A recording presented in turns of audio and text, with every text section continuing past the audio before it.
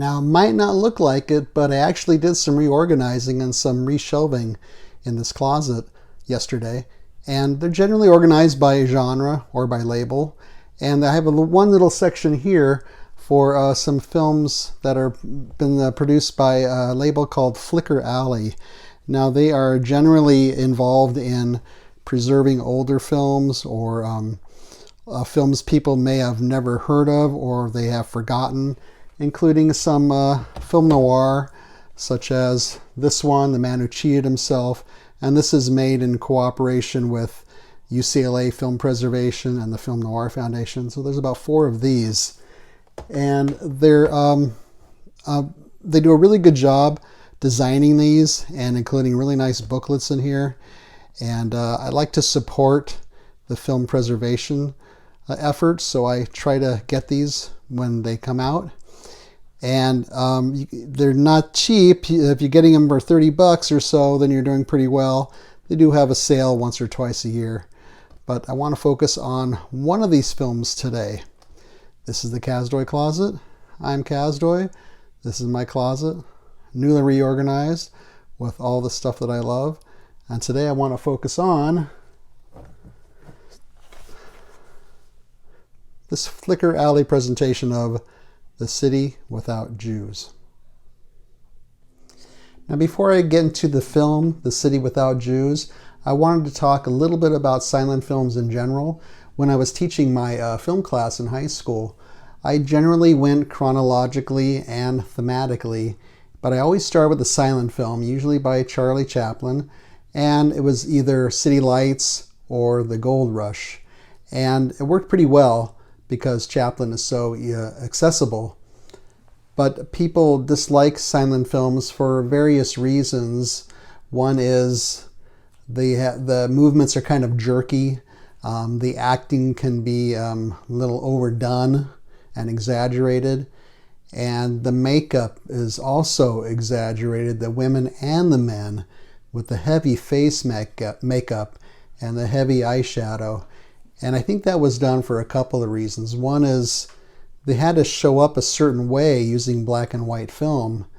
And the lights also, I think, were kind of crude at that point. So they had to allow for that. And then I also think it was a sort of a holdover from the stage where the actors would often wear a lot of face makeup because if you were sitting far back in the theater, you want to be able to see their expressions well. But people still, like silent films. There used to be a silent film theater in LA in the Fairfax district. I believe it's gone now. And the Castro Theater in San Francisco still has a silent film festival every year.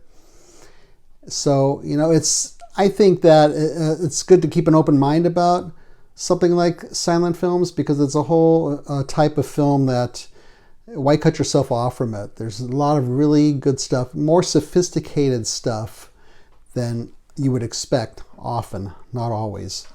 But getting back to The City Without Jews, this is based on a novel by Hugo Bettenauer in 1922. And he was a pretty liberal guy for his time. He was very vocal against anti-Semitism. He was pro-gay rights. He was pro-women rights. And he was pro-choice. And because of all these very liberal views, he was a target. And 2 months after the film premiered in 1924, Hugo Bettenauer was shot by a member of the Nazi Party. Now, this film was made in 1924 in Austria. It's a silent film. And it was last shown in the theater in 1933 as a statement against Hitler's Germany. And then it just disappeared. 60 years later, a fragment of it shows up and is found by the film archive in Austria. But it's only a fragment. And then amazingly, in 2015, somebody finds the rest of the film at a flea market in Paris. Well, it gets to the hands of the Film Archive in Austria. They decide to start a crowdfunding campaign to restore the film, a painstaking process, and to put all the fragments together so that it goes along with the original vision and script of the film. So they put together a campaign video. The video is about 5 minutes long. It's included on this disc, and they try to get people to donate money to the effort to get this film preserved and reassembled. And they get about 700 people to do it. And here is the result of their efforts. So what is this film about? Well, it's about a town called Utopia in the film. It's really Vienna. And they are having some economic problems and some social problems. And so they decide to blame the Jews for all their problems. And the politicians get together and they pass a law to expel the Jews from their town. So then you see a lot of footage of Jews being taunted in the streets. And then you see them leaving on foot in large groups, and you see them leaving on trains. Now, all these images are haunting because they foreshadow exactly what happened 10 years later during the Holocaust. So it's pretty amazing prophetic vision and kind of eerie to see this film almost predicting that was going to happen. Well, finally, they get the Jews expelled from their town, and things just get worse for Utopia. The cultural atmosphere of the town goes downhill. Businesses start closing, and then other countries decide to boycott Utopia because of what they did. So then they get a drive to bring the Jews back into town to help save the town. Now, in the early 1900s, there were several Jews that migrated to other parts of Europe from Russia, including to Berlin. And even though they made up only 1% of the population in Berlin, they were blamed for the majority of the problems they were having. They said they were draining the economy and draining the social programs in Berlin. And these were mainly Orthodox Jews, so even though they were a small group, they stood out because they were the other. They looked different, they had different beliefs, they dressed different, they acted different, so they were an easy target. And actually in 1919, Berlin did pass a law to expel any Jews from Eastern Europe who committed a crime. Now, the look of the film, well, the restoration is really great. Of course, it's not going to be 100% because of the shape they found the film in and because of the how old it is. There is some color tinting here and there, a sepia tone or light blue or a sort of a light red in some of the scenes. The soundtrack is new. It's a piano and violin, very well done. There are many title cards in this film. Now, to tell you what's going on. Now, in a lot of silent films I've seen, they're more purely cinematic, where you don't have that many title cards, and you can tell what's happening. This one has, I noticed, quite a few. The look of it is kind of not very stylish. It's kind of plain. There are two scenes that are very, very expressionistic, but those are sort of like dream sequences. The tone of the film is a little uneven. I was surprised at that. I thought it was going to be very heavy and serious, but the novel actually is quite satirical. So you have some comic relief and some light touches in this film, despite the serious subject matter.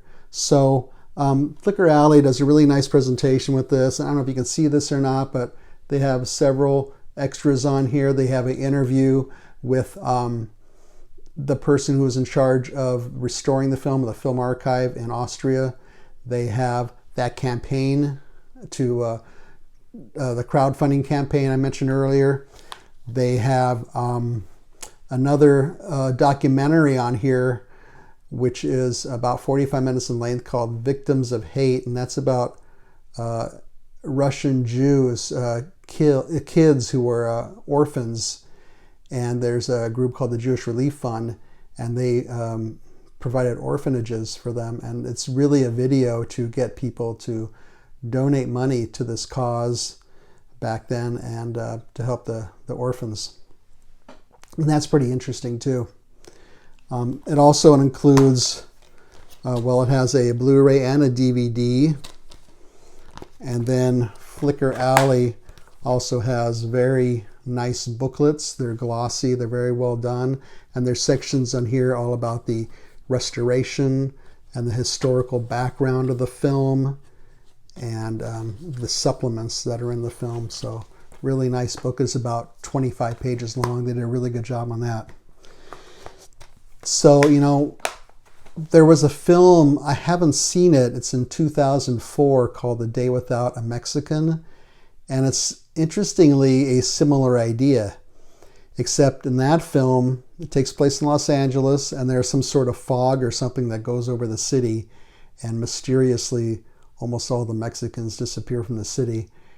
And like in this film, you see the economy just going downhill from the effects of these people not working there anymore, being part of the culture of Los Angeles.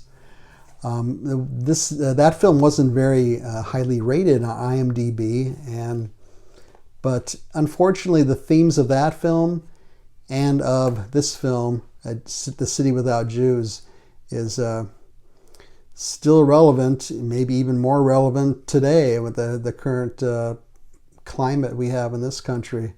So the film does end on a note of optimism about how we need to work together, and we're all brothers and we're all part of the human race. So hopefully that optimism will become a reality one day. This might be a case of the story behind the film, as far as the plot and how they miraculously found the rest of the film in a flea market and managed to put it all together. That whole story might be better than the film itself. That's for each person to decide. But anyways, I hope you liked this video, and feel free to leave a comment, maybe something you feel about silent films or ones you would like to recommend. Leave a thumbs up. Don't leave a thumbs down. Subscribe would be great. And I want to thank you for watching this video, and I'll see you again next time.